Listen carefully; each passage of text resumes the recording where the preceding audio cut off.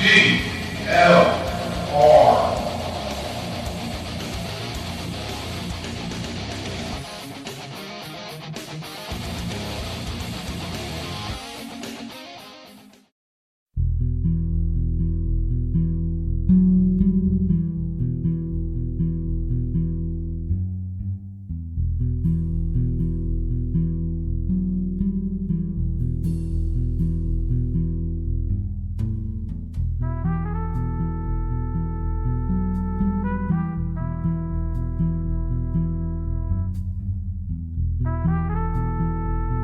Welcome to the Saturday Night Cigar Lounge. And it is a very nice Saturday night here in the Dallas-Fort Worth Metroplex. A little humid, but that's what Saturday nights in summer are supposed to be. I'm your host, Taylor Millard. Very happy to have you here. It's a really, really packed show tonight. A lot of stuff going on. You'll hear from John Gabriel. In just a couple of minutes, we're talking the IRS. That will be fun. And then we also get the chance to talk to Sheldon Richman from the Future of Freedom Foundation. That ought to be that. Actually, I'll tell you now, having because it is a pre-recorded conversation. That is a very fascinating conversation that goes into everything about non-interventionism, goes into everything about foreign aid. I will be honest. There is a statement that he says that I don't agree with. That I think a lot of others probably won't completely agree with either. But the advantage of having Saturday Night Cigar Lounge and this being Vigilant Liberty Radio and living in the United States of America is something called the First Amendment. And I shall read the First Amendment. Congress shall make no law respecting an establishment of religion or prohibiting the free exercise thereof or abridging the freedom of speech or of the press or the right of the people peaceably to assemble and to petition the government for a redress of grievances. So, that is going to be going on tonight, where there will be somebody invoking his right to, actually several people invoking their right to free speech, and I'm sure there's going to be stuff that not everybody agrees with, but that's the advantage of liberty, right? And the liberty movement is that sometimes allies on certain issues may not agree on other issues, but hey, that's what happens. I want to talk about a movie I have not seen yet. I will be 100% honest. I have not seen it yet, but the reaction to it has been pretty hilarious. That would be the reaction to Transformers: Age of Extinction. Came out Thursday night, and it's really funny seeing how people have responded to it. Case in point, Salon. This has got to be one of the most amazing things I've ever seen and head desk inducing. Transformers, Robot Warriors of the Tea Party Attack. Once a defense on the war on terror, Michael Bay's robot franchise mirror the GOP's decline into paranoid whining. Written by Andrew O'Hehir, or Hehir. I'll just start it off. There's a general feeling of distress and bewilderness to Transformers: Age of Extinctions, Michael Bay's latest inflated, interminable, incoherent 3D saga of robot warfare. At least some of the distress is political. The Transformers franchise has gradually become alienated from its Bush-era roots into gun-ho, pro-military, mission-accomplished jingoism. It now partakes of a free-floating, ill-defined Ted Cruz-style paranoia that is both psychically dispirited and distressingly low in testosterone. There are nearly no gratuitous shots of female pulchritude in this movie, and the only successes of actual sexuality is a disturbing interspecies attempted rape. I'm halfway surprised that the script for Age of Extinction didn't drag in a Benghazi reference somehow. Maybe it did and I missed it. it's pretty amazing that that when Salon looks at this, and they aren't the only person who made this comparison. Mother Jones actually asked if Michael Bay was a conservative hero for everything that for the latest Transformers. But it's so funny that certain people will go into a movie looking to be offended, and it's obvious that Salon was going into Transformers looking to be offended, looking to figure out a way to, connect it to the right wing somehow. Templeton the Rat in the chat room is actually very right. Mother Jones and Salon, the insane fever swamps of the far left. Yeah, Templeton, I agree, although I will say this, Mother Jones at least occasionally has an interesting article that brings up legit points. But occasionally. But it's just... and you see this, you'll actually see this on the right too. John Nolte at Breitbart made a comment about a Ripley Scott film from the early mid-2000s. I gotta look it up. I own it, that's the sad thing. But it was a movie that he did where he discussed, where it dealt with... it dealt with the CIA. It dealt with the CIA. It dealt with kind of some of the things that happened in that. The way it would be A Body of Lies is the film. It's an action spy film set in the Middle East, and it's. John Nolte was like, "Oh my gosh, this is just all Bush-hating dribble."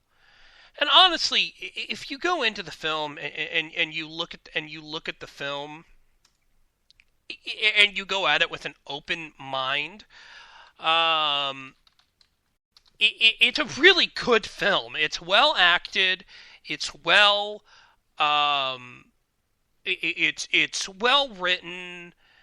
I didn't see any of this, any of the idiocy that John Nolte said that he saw. But see, that's the problem when you go into something looking to be offended, is you're not going to enjoy it. I have my own personal experience with this. Before Planet of the Apes, or the Planet of the Apes origin movie that came out in 2010, a lot of people liked that film. A lot of people thought that it was a great film. That a lot of people enjoyed it. A lot of people thought James Franco did a great job. A lot of people thought Andy Serkis did a great job. I hated the film, and I hated the film because I didn't want to see it. I thought it was ridiculous. I thought that the premise was stupid, and I pointed out every single flaw that I could see in it. And so I think that's the issue with going into a film looking to be offended, is that you're not going to possibly enjoy a really good film. And sure, there may be interested or situations where films that we don't agree with bring up things that we wish they didn't. But honestly, sometimes you just have really, really there are going to be films that you don't agree with that are still really well put together. So I don't understand why a lot of people go into films looking to be offended. I don't understand why Salon had to write this article, basically saying, for some reason I can't quite explain, the U.S. government has broken its alliance with the Autobots, i.e. the good robots, and their benevolent leader Optimus Prime. Even though those guys saved our asses from being conquered and enslaved by the evil Decepticon, who are supposedly all dead. Lockdown has come to Earth to hunt down the last surviving Autobots because I think some big off-screen alien intelligence told him to. It's... I don't know. When you look at just like everything that happens in this, and I just don't get it. I do find this line amusing and quite laughable. Actually, this entire paragraph. All this is quite a turnabout for a franchise which began with hyper-patriot swagger, assuring us by way of none too subtle metaphor that the war on terror was awesome and that diplomacy and negotiation were for pussies. While Revenge of the Fallen explicitly depicted the Obama administration as pusillanimous appeasers, the unnamed president in Age of Extinction is an ineffectual patsies controlled by outside forces, hopelessly in the dark about somebody's secret dealings with lockdown and pretty much everything else. If their overarching conspiracy theory of Dark of the Moon had a crazy Kubrickian grandeur, this movie seems to have been derived from the sour, disassociated ravings of a mid-afternoon Limbaugh caller. Our own government is spying on us, and corporations are evil, and terrorist cells on everywhere. And WTF, I don't even recognize my country anymore. And holy crap, Benghazi. Now, here's the kicker here. It simultaneously laments the fact that we aren't an ass-kicking fascist superpower anymore and proclaims that you can't trust the government while pretending not to notice the contradiction. All right. A couple of things before we go to break. One, corporations aren't evil, but their leaders can be evil. And their leaders can be evil if they get involved in the government too much. And if the government gives them too much. This is called cronyism. That's when you run into the problem. Corporations can be bad business people if they end up putting out shoddy products. Look at what GM is going through right now. Are terror cells everywhere? No, I don't think so. But it doesn't mean that you don't be vigilant. But you also don't be sitting there. You don't be cowering in fear. The price of freedom is eternal vigilance, is a famous quote, and you always have to be vigilant about incursions into our freedom. And let's be honest, the last 4 administrations. Last 5 administrations, last 6 administrations, last 10 administrations have been doing this. I've made it a point to say that if we followed the Constitution to the letter, every single president, except for Washington, except for Adams, and except for probably Calvin Coolidge, should have been impeached for something. And that includes former President George W. Bush, who not only do I personally know, I personally am a fan of. Now, our own government is spying on us. Yeah, our own government is spying on us. This is a problem. And those who don't think it's a problem, on the left, on the right, need to think about it. They seriously need to think about it. Felicia Cravens in the chat room has said that Adams should have been impeached over the Alien and Sedition Act. Fishy, you're probably right. I haven't read enough on John Adams' presidency to comment on that. But yes, you are correct about the Alien and Sedition Act. The entire government should have been tossed out for that inanity. Even the founding fathers sometimes get it wrong. Just pointing that out. Actually, I don't think James Monroe should have been impeached either. but he shouldn't have ever been. And I like Monroe, by the way, but he should have. But he should have faced charges for the Louisiana Purchase. Here's why. And this is the funny part. When it comes to the Louisiana Purchase, Congress told Monroe that he could offer X. Jefferson told Monroe that he could offer Y, and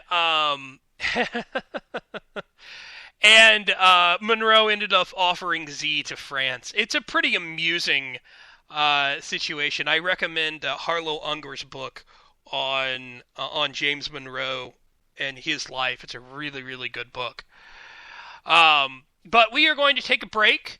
Coming up next, you'll hear my conversation with John Gabriel, otherwise known as X-John. He discusses the IRS scandal. And then after that, we'll have Sheldon Richman from the Future of Freedom Foundation, and that's certainly an interesting conversation. Next hour, and this will be fun, Sean Vinkman joins us for the entire hour. I'm sure Fishy is jumping up and down. I'm sure a lot of people are jumping up and down in excitement on that. But when you look at that, it's a fun conversation. So we'll be back right after this. This is Saturday Night Cigar Lounge here on Vigilant Liberty Radio. I'm your host, Taylor. We'll be back right after this. This is the Pint-Sized Pundit, and I am here to tell you that anything Taylor says on Saturday Night Cigar Lounge is his opinion and his opinion only. He does not speak for his employer, his employer's employer, or anyone else. He especially doesn't speak for Liz unless she says so.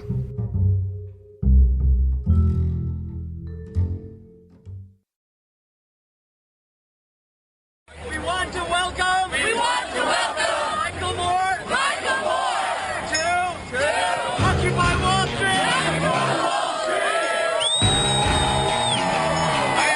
I'm so impressed by what I'm seeing here. How much of people's income do you, Michael Moore, want the government to confiscate? Probably twice what we're paying right now. It's not envy, it's war. Where's the rage? Where's the uprising? Storm the doors of the New York Stock Exchange. It is a class war. If the wealthy paid their fair share. For a documentary filmmaker, I do really well. I'm very blessed. And the rich thought poverty was bad. I do well. They get rid of it. What pure? There's nothing pure about capitalism. And they know what's coming on Wall Street. We're seeing the end of capitalism. And I say good riddance. He is one of my favorite capitalists. No, I want to give him a hug.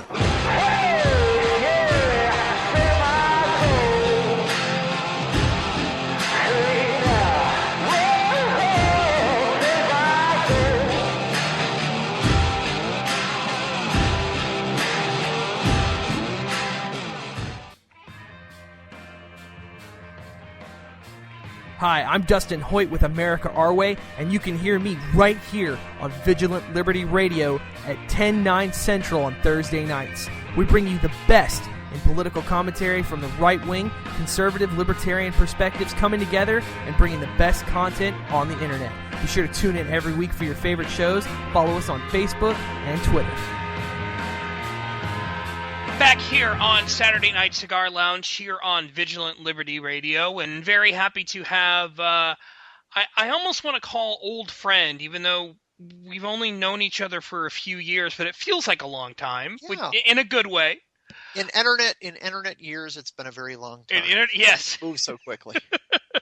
Believe it or not, in the 5 years that I lived in Phoenix, I think we ran into each other, 3-4 times, something like that? I think we spent more time hanging out when we were in some other state visiting. So yes, it's funny how that works out. Yeah. That would be from Ricochet, John Gabriel. John, thank you so much for being here.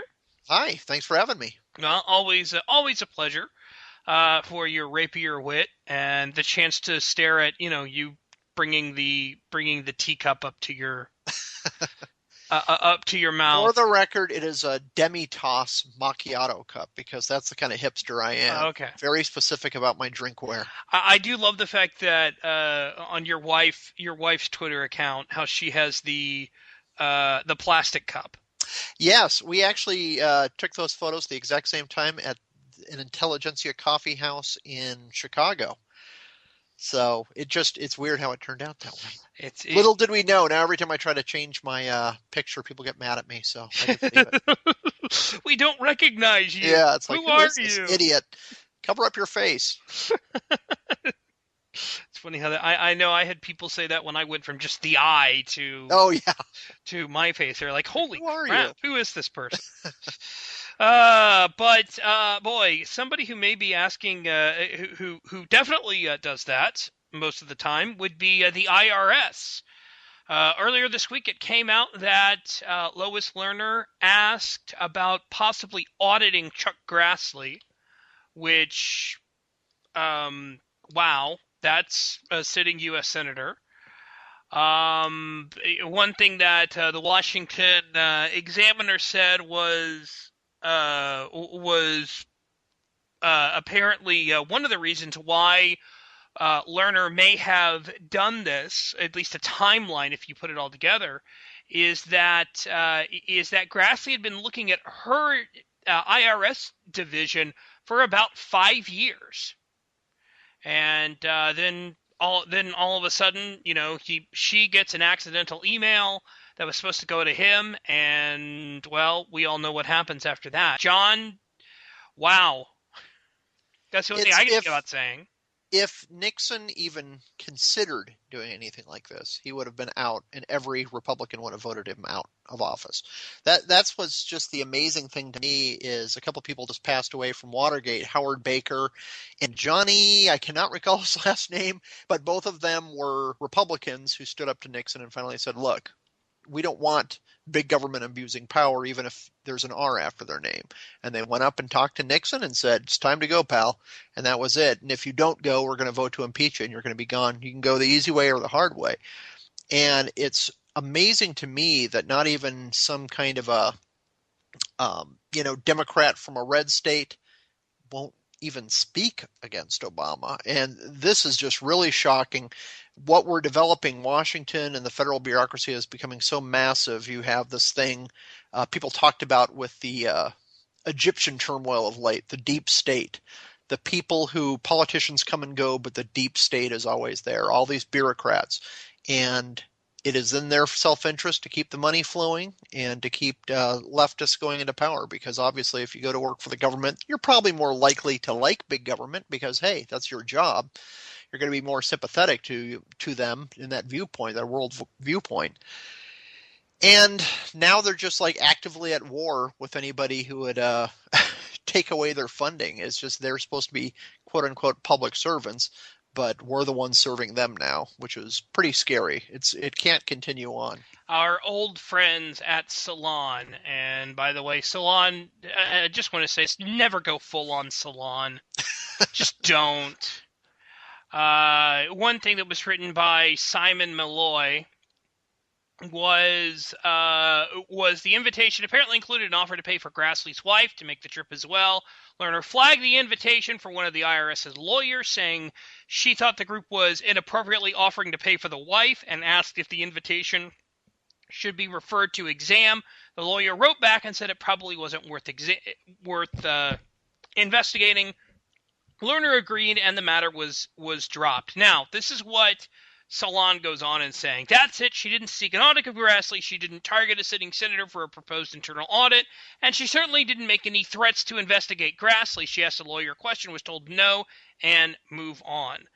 While that may have been the case in that it dropped, couldn't it also be kind of sitting there and that somebody said, you probably don't want to go after a sitting senator. Yeah, and Grassley is someone who's really, from what I understand, is very beloved by both sides. This is not a fire-breathing radical, Chuck Grassley. He's just kind of this polite older guy. He has an R after his name. I don't know if I would call him a moderate, but, he's definitely not a fire breather. We're not talking about Cruz here. We're talking about Charles Grassley, who's been there forever.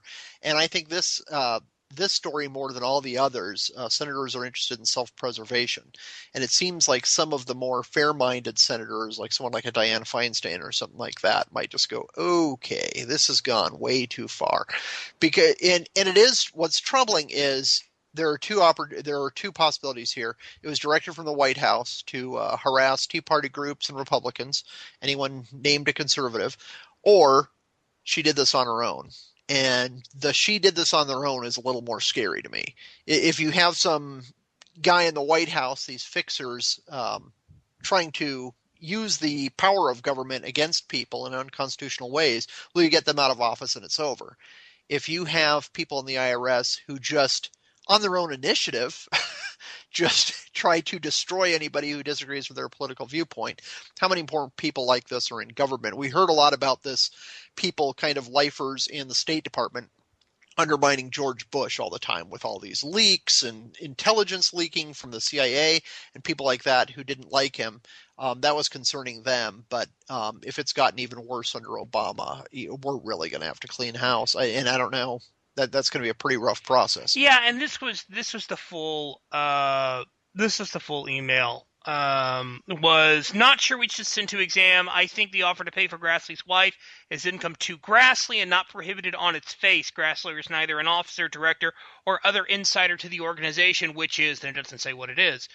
We would need to wait for, 1, Grassley to accept and attend the speaking engagement, and 2, then determine whether whatever issues him a 1099. Even without the 1099, it would be Grassley who would report the income on his 1040 either way, and then that's rejected. And then the next question is my 2 cents. The next comment is the learner's next comment is, thanks, don't know why I thought it was. Maybe answer would be the same. Don't think I want to be on stage with Grassley on this issue. Which basically suggests, I probably screwed up here. Yeah. And again, it's just really concerning. I worked, many, many years ago, I worked for city government, helping them out with graphic design and things like that, just a kind of a lower level role.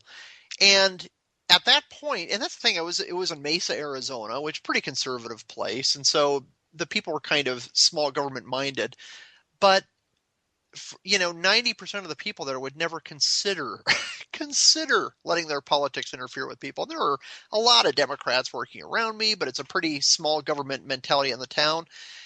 And I never dreamed of forcing my conservative views, even though they were dominant in the electorate, on anybody else. It just doesn't even make sense. It's bewildering.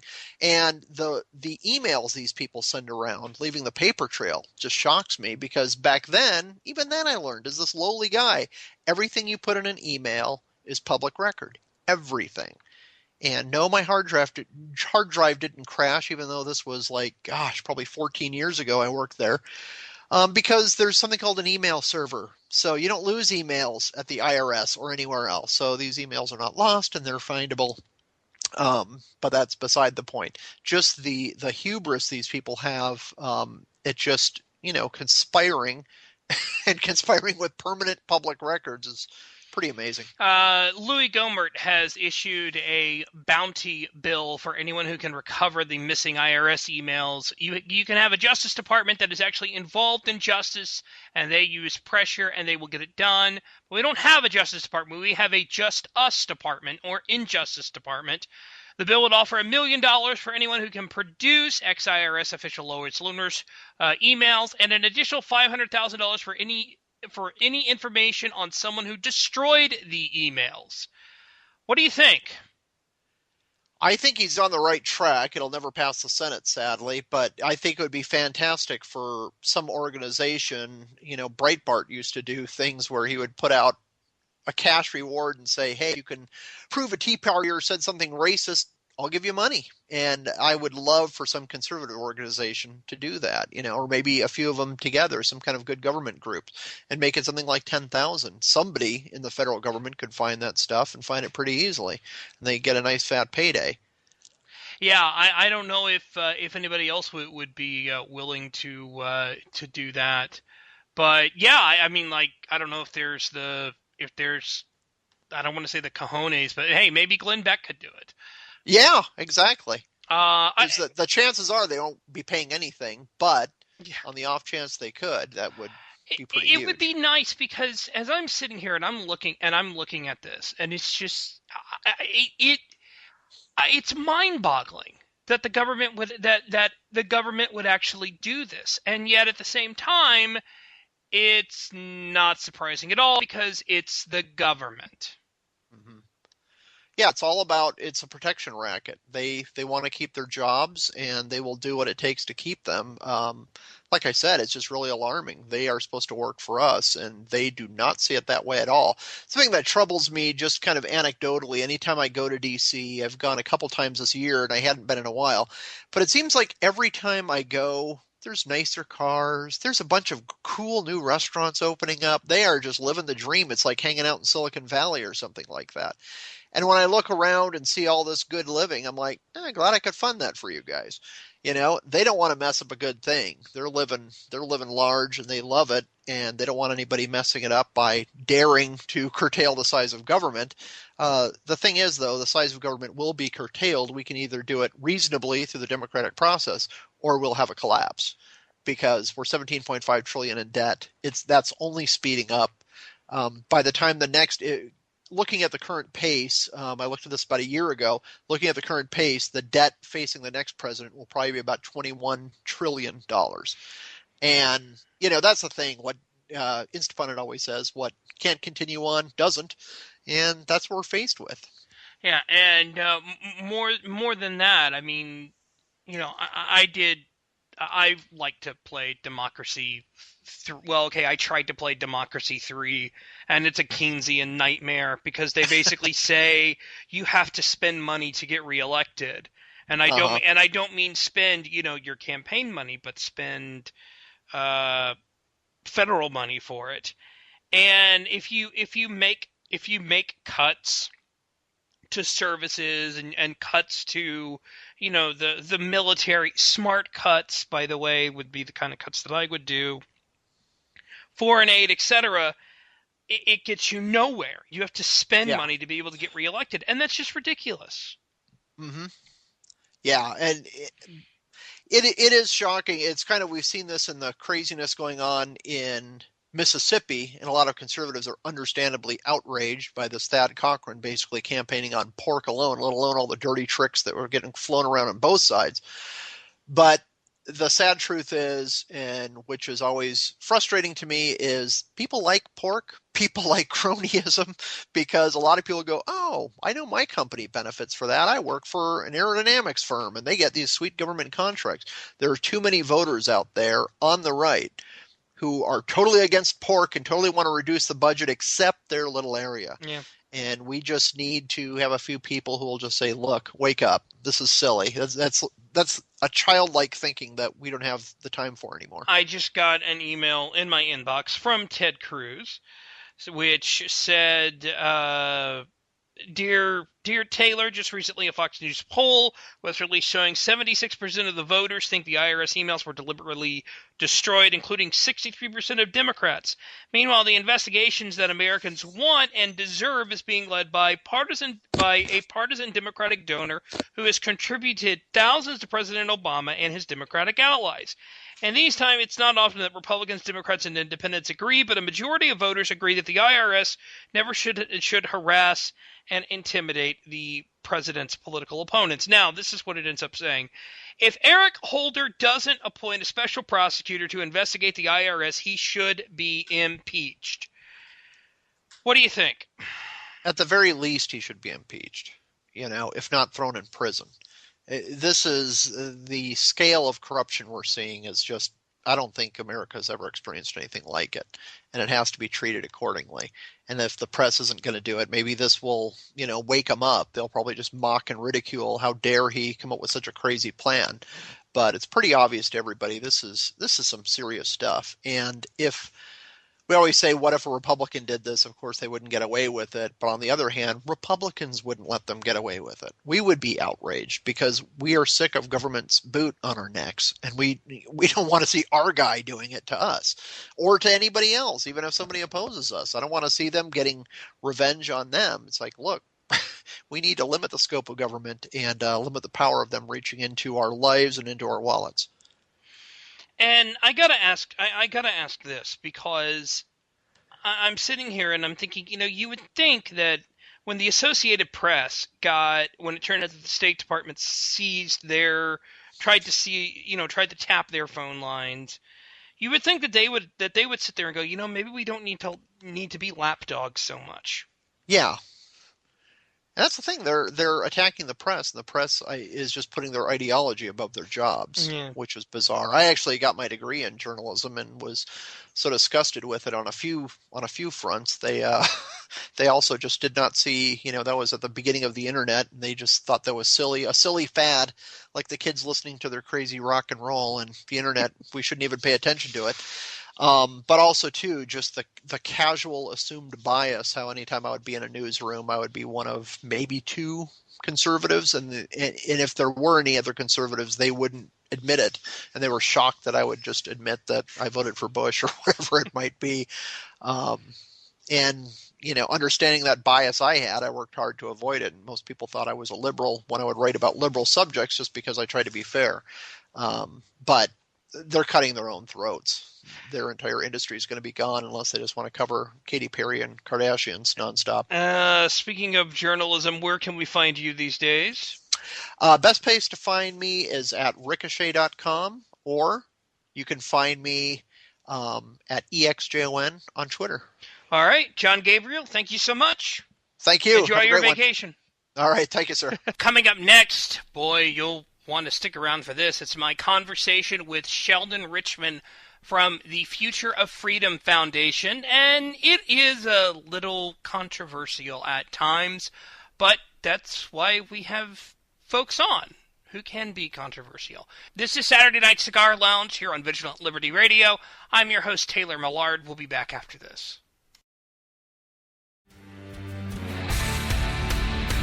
Hi, this is Mary Chastain of Breitbart News, and you're listening to Vigilant Liberty Radio.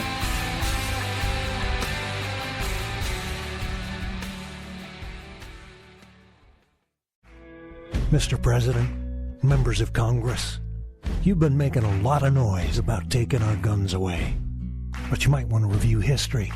1835, Gonzales, Texas Territory. The authorities wanted to confiscate the big gun that protected that colony. You know what the people said? Come and take it. Because they were willing to fight for their freedom and their guns. So are we. Come and take it if you want it. Come and take it if you think you can. Come and take it, but I warn you, you'll have to pry it from our cold dead hands. We want the freedom that God gave us, so you best not cross that line. If you want this gun, you gotta come through us and take it. One shot at a time. Just like Gonzales, we're keeping our guns.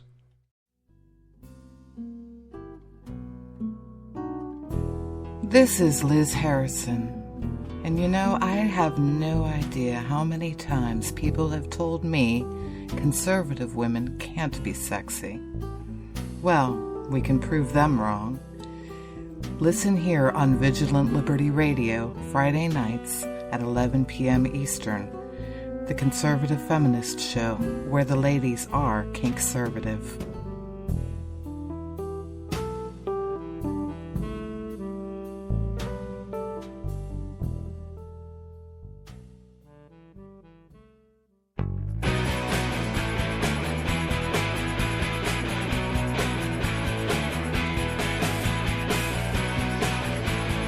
This is Lachlan Marquet of the Washington Free Beacon, and you are listening to Vigilant Liberty Radio. Back here on Saturday Night Cigar Lounge here on Vigilant Liberty Radio. I'm your host, Taylor Millard, and very happy to have from the Future of Freedom Foundation, the Vice President of the Future of Freedom Foundation, that would be Sheldon Richmond. Sheldon, how are you doing? I'm doing fine. Nice to be with you.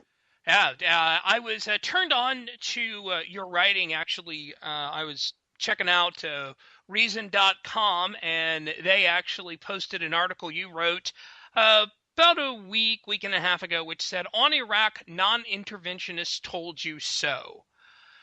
Right. Tell me a little bit about why you decided to, write this article.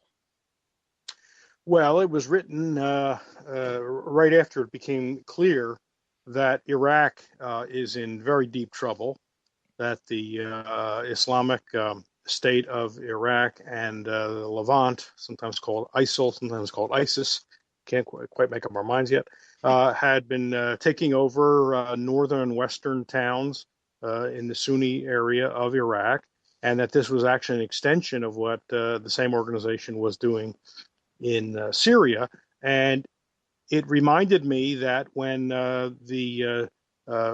George W. Bush was talking about invading Iraq and Saddam Hussein and knocking off Saddam Hussein on the grounds that he had weapons of mass destruction, and also implying that he was involved in 9/11, which neither of which were true. But anyway, when that was all being discussed, the non-interventionists, and I was among them, were constantly writing that this would be a huge blunder, that you can't just go into a society as if you understand it. Societies are inherently complex. You can't just go in, decapitate the rulers and be greeted as the Bush people predicted, with rose petals and parades, and everybody would be kissing the feet of the soldiers and everything, and then Iraq would turn into this delightful liberal Jeffersonian democracy. There was kinds of predictions being made by neoconservatives and other interventionists, and we were warning that wasn't going to happen. That the U.S. would end up wrecking that society by its bombing. In fact, it already had done that in 1991 when George W. Bush's father attacked Iraq after Saddam Hussein invaded Kuwait, left the society in very bad shape, and then put sanctions on, and then bombed every once in a while, because it maintained no-fly zones in the north and the south of Iraq. And so we non-interventionists said that this will come to grief, that no good will come of this. So when all this blew up just recently, it was hard to say, and I took no satisfaction in it, actually. It was, but we still had to say, we told you so. You should have listened to us.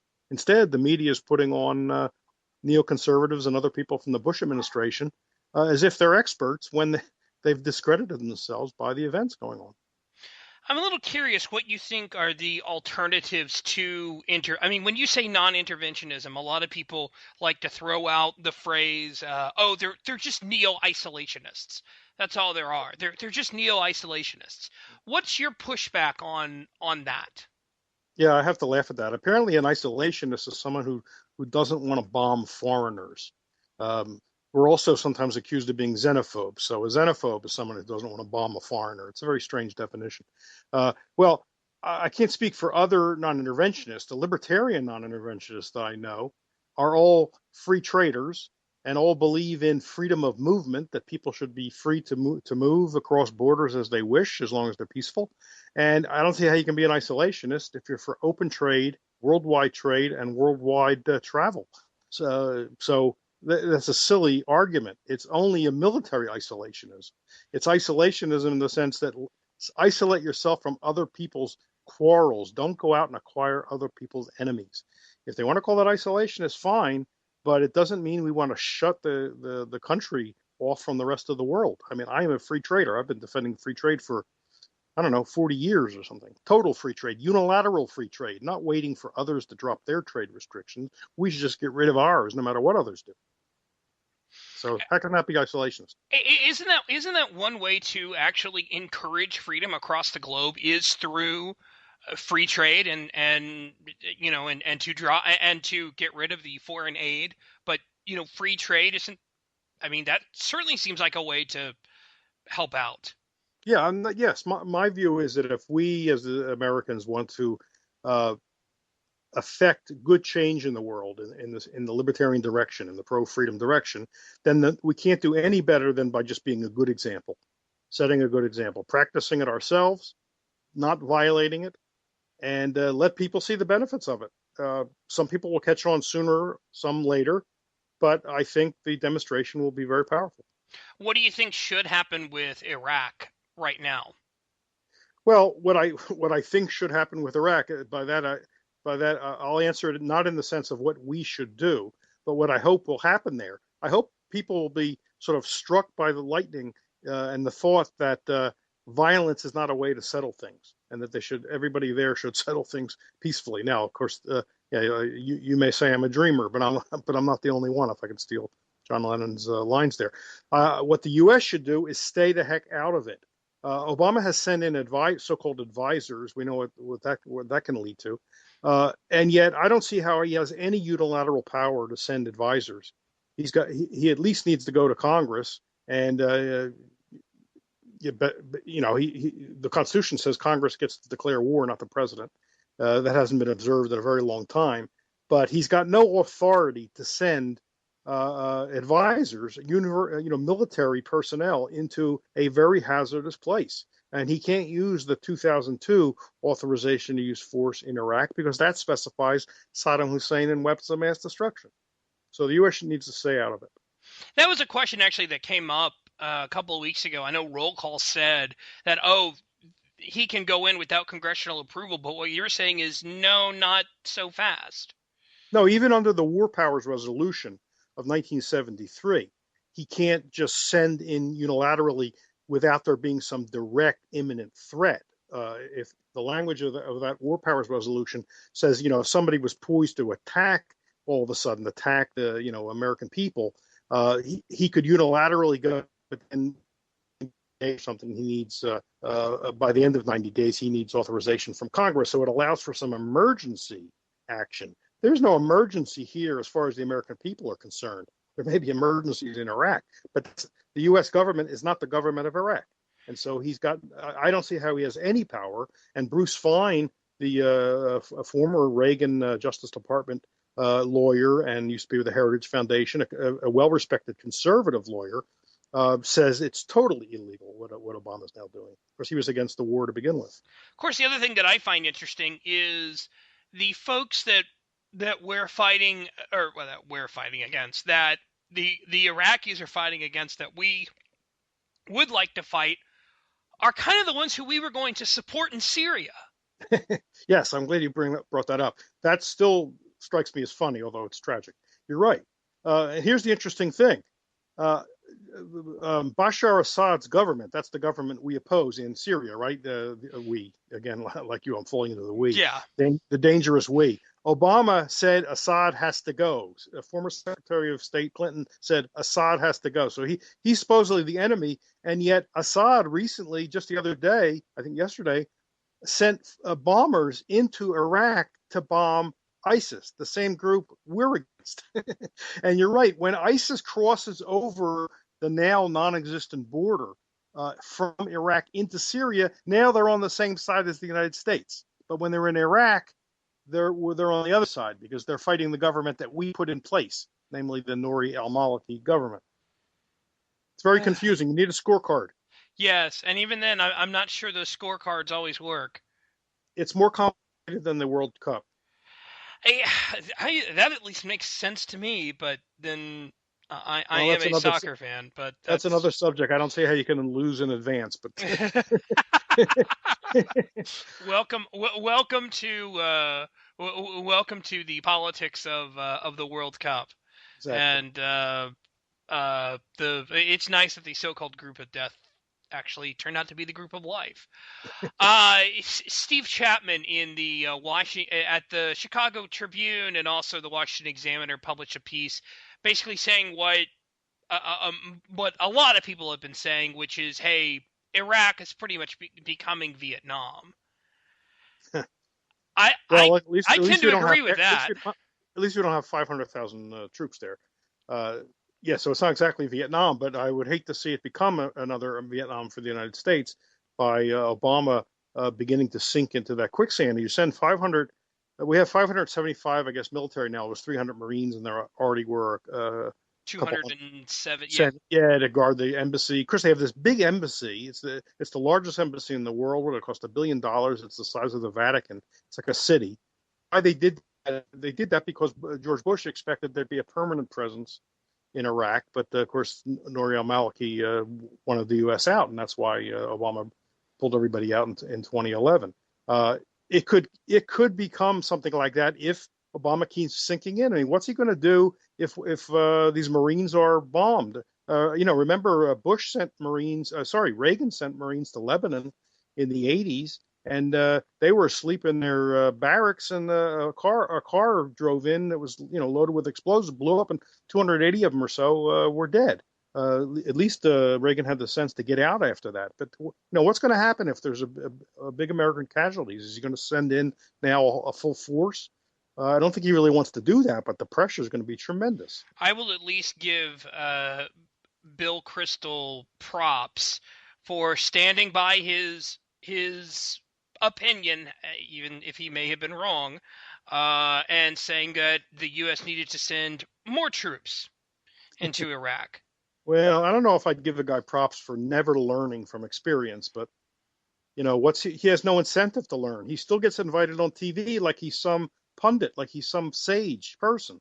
Why don't they ever say to him, "You were totally wrong. Why do we want to book you to be on one of our shows?" And yet I see him all the time on television, MSNBC, and even on the so-called conservative show of MSNBC, Morning Joe.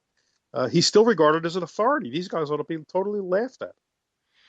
And I will, and hindsight being 2020, especially for me, I remember, I've always said that I thought that, and this is just my opinion. I always said I thought the case was proven to go in based on, everything that had been put in place, the treaties, the ceasefire, all that.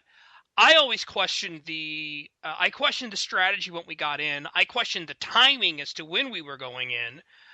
And of course now I'm sitting here going, okay,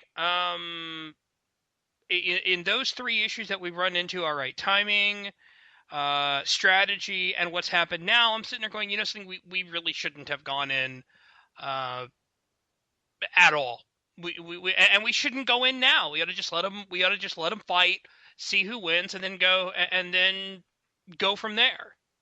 The Bush administration knew that they did not have slam dunk intelligence, like Tenet said, the CIA director Tenet said.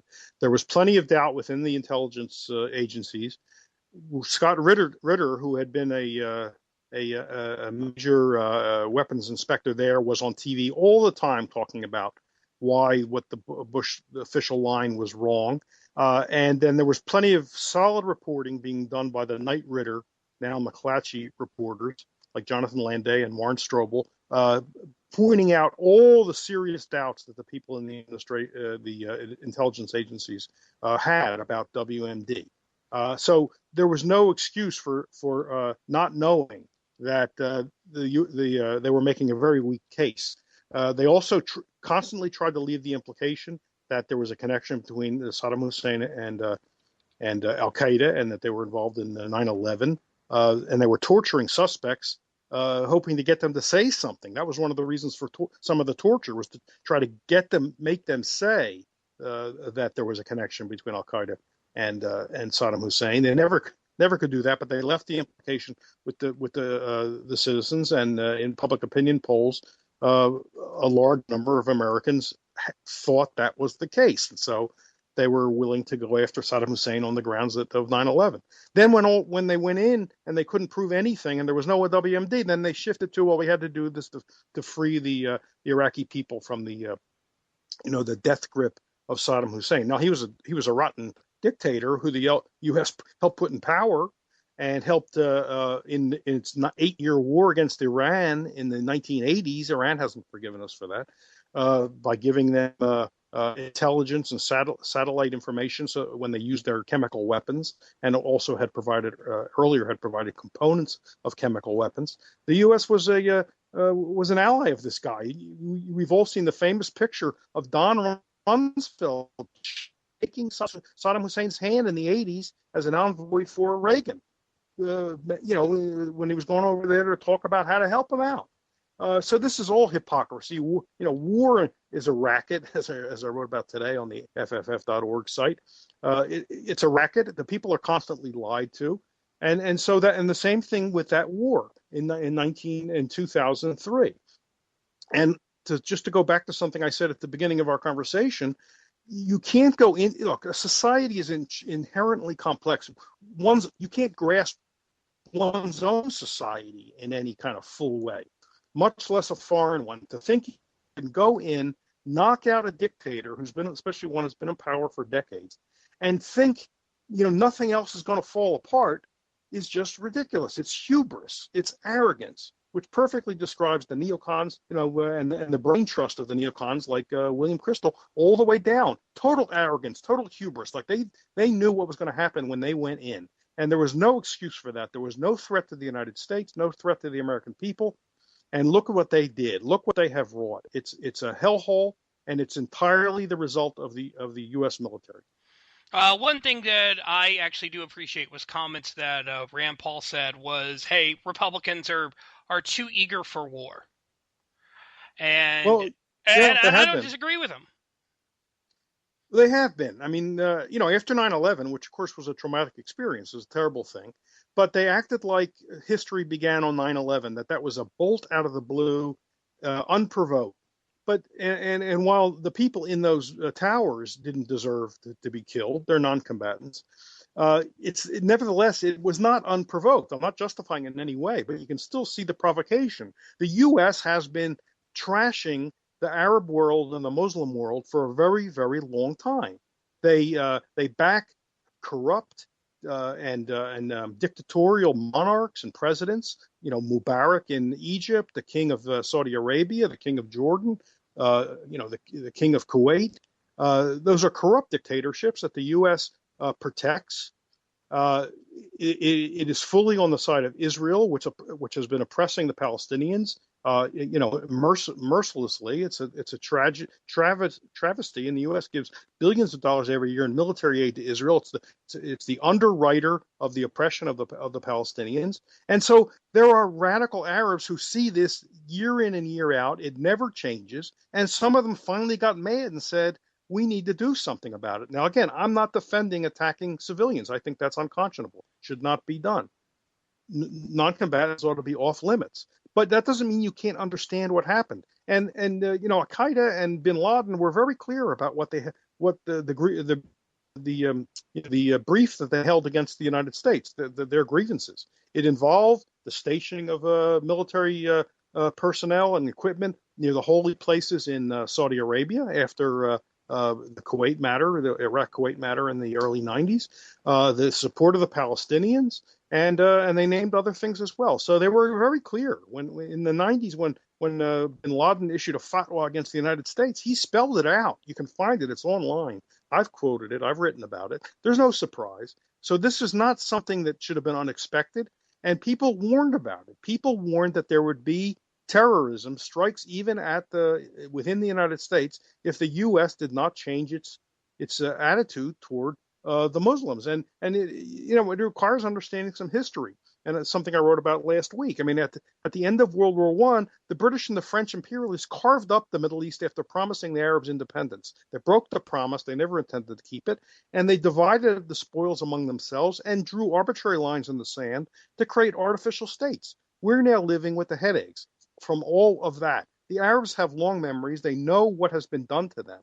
They should have just been left alone to work things out and let them make peace with the modern world.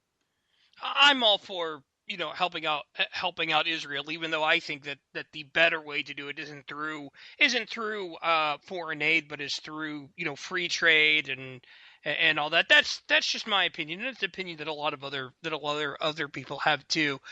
But tell me a little bit about the future, the future of Freedom Foundation? What do y'all do? Well, we publish on a variety of subjects, all related to individual freedom. So that's why we write about foreign policy. That we do a good bit on all kinds of domestic policy, from economics, the case for complete economic freedom and laissez-faire, free markets. We write about we're against, for example, the war on drugs, anything that impinges on individual liberty, the right to engage in peaceful activities. So we're against the war on drugs, and we're against gun laws. We're for freedom. I don't know how to put it more plainly than that. And that means not taxing people and and getting them into wars and getting them into all kinds of difficulties. Let people be. Let them build lives for themselves, engage in social cooperation through trade and other forms of mutual aid. And that's how you have a healthy society. That's what we promote. I think that I think that's a good thing to promote, and hopefully there will be more there will be more people like that. Sheldon, where can we find you online? Well, the Future Freedom Foundation has a very good website that's chock full of articles on all these subjects. We not only publish our own original things, but we will also put up links to articles of interest to freedom-loving people from everywhere. So if they go to FFF, people go to fff.org, you'll find all kinds of good stuff. I have a personal blog at sheldonrichmond.com where I put up links to my own articles and also comment on all kinds of things. All right. Thank you so much, Sheldon. Really appreciate it. Sure. And we will enjoyed it. All right. And we will be back right after this. This is Saturday Night Cigar Lounge. I'm your host, Taylor. Sean Vinkman is coming up in the next hour. We'll be talking Texas politics as well as discussions about some national politics, like the possible rift between Hillary Clinton and the Obamas. And how fun might that be if those two went to war? We'll be back right after this. This is Saturday Night Cigar Lounge here on Vigilant Liberty Radio. Back after this.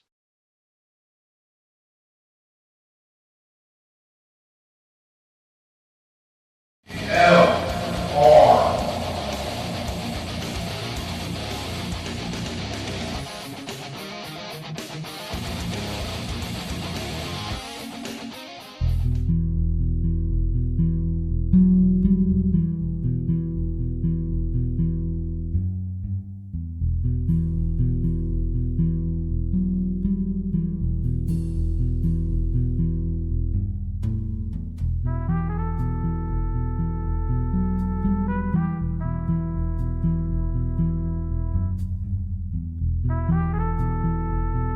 Welcome to the Saturday Night Cigar Lounge. Hour number 2 here on Saturday Night Cigar Lounge, here on Vigilant Liberty Radio. Have we offended everyone yet? I'm your host, Taylor Millard. Very happy to have you here. Also very happy to have Sean Vinkman, otherwise known as @Mr. Faux Pal, with me. Sean, how are you doing tonight? Doing good. How are you doing, Taylor? I am doing just fine. Boy, it's I think I've offended everyone in the chat room. I hope that that they forgive me eventually. And just in case you haven't thoroughly offended everyone, I'm here now, so I'm sure I'll finish out the job that you started. Speak up a little bit, by the way. Let's start with the Clintons and the Obamas, because let's have some fun. I think I pissed off enough people in the chat room that we need to have some fun for a bit. Does that sound good to you? Yeah, that's fine with me. All right. So the Clintons and the Obamas are apparently at war. A new book claims that that Hillary Clinton called President Barack Obama incompetent and feckless. When her friends asked Hillary to tell them what she really thought about the president she had served for 4 draining years, she lit into Obama with a passion that surprised all of them. This is according to Edward Klein, who wrote the book Blood Feud.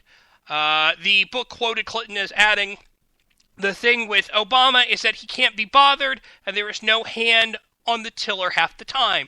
That's the story of the Obama presidency.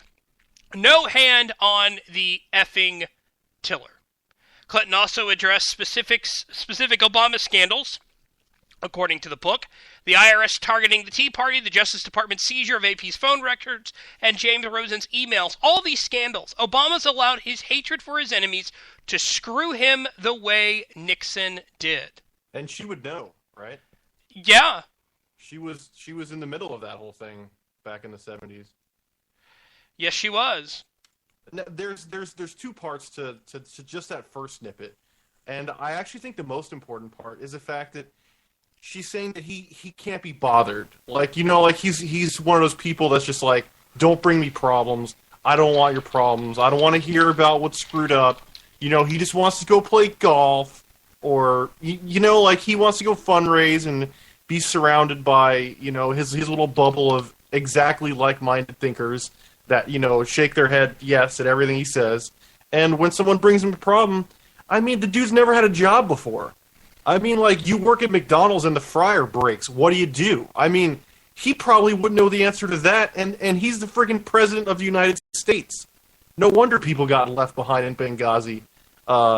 He was probably sitting there going, do we send more people in there that might die, and then people will hear about it, or do we just like ignore it and just try to get them out? Or and that's the feeling that I think a lot of Americans got from him, is not necessarily that he's evil. I'm sure plenty of Americans think that about him, but he can't be bothered to deal with stuff, and therefore no one's really in control. One minion's looking at another minion going, do we go with this? And they're like, I don't know. I got to make a phone call. And it's kind of like when the rooster's out, the chickens play. No one knows what's going on. Stuff's happening that probably shouldn't be happening.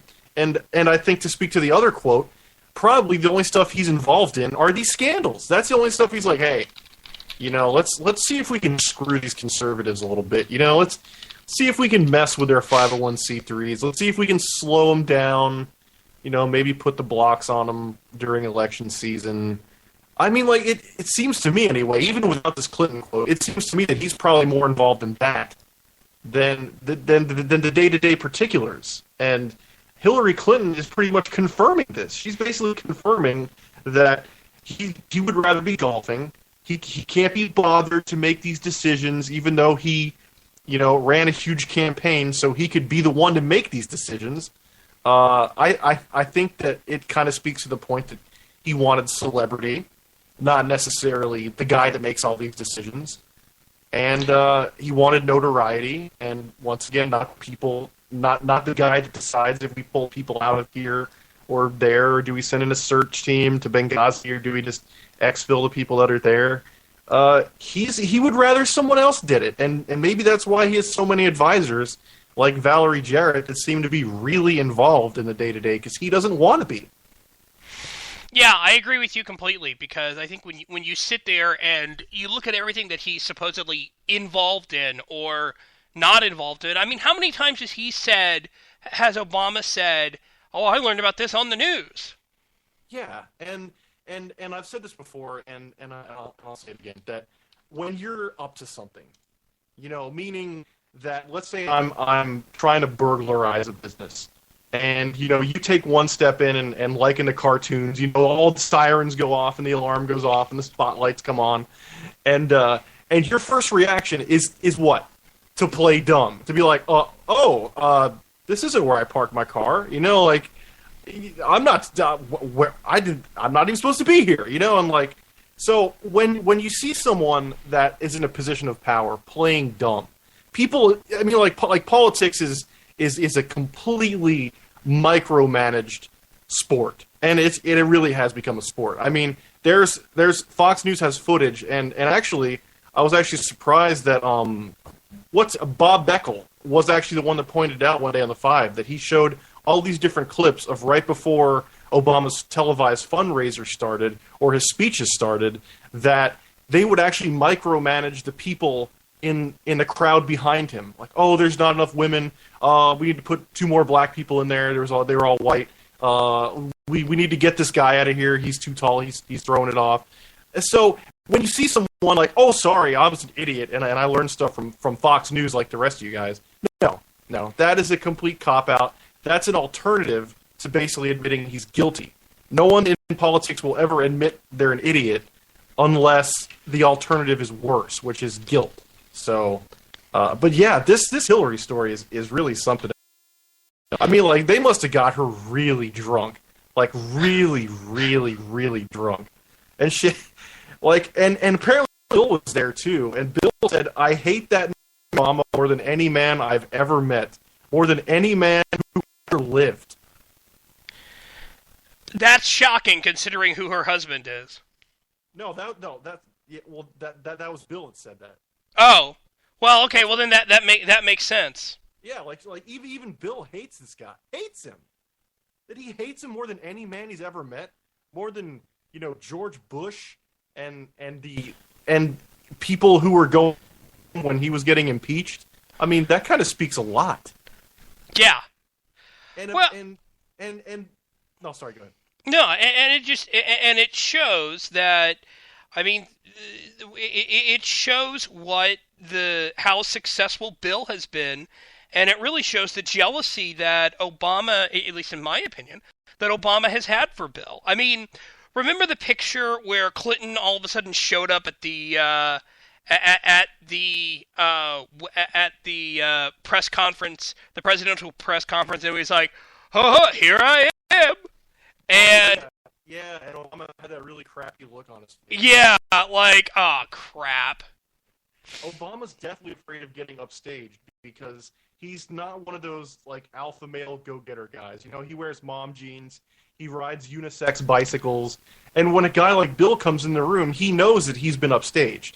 And he really, really doesn't like that. And the funny thing is that this article confirms that the feelings go the other way, too. That apparently Valerie Jarrett's friend told same guy, Klein, that I don't think Michelle and Valerie think the Clintons are racists any more than other white people.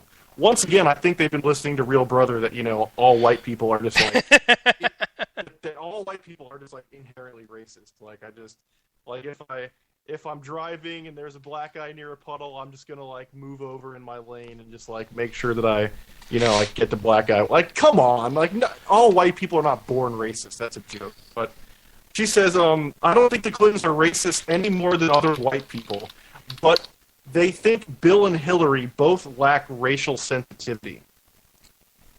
And, I mean, that's how much these people are up their own asses.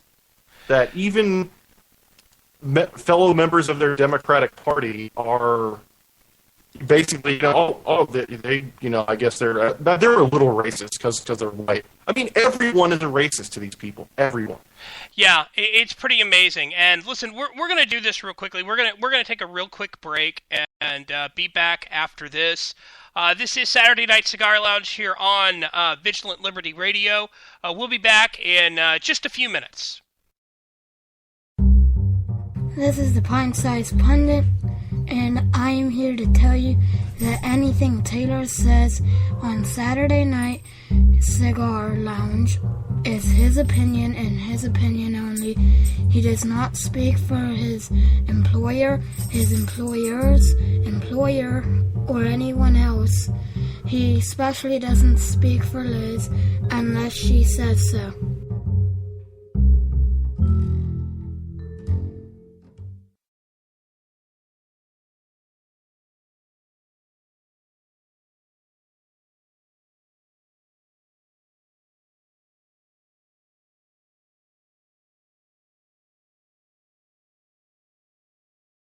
Here are the producers of Frack Nation, Fallon McAleer, and Mac Elhinney, and Magdalena Segeda, to talk about their latest project, GosnellMovie.com.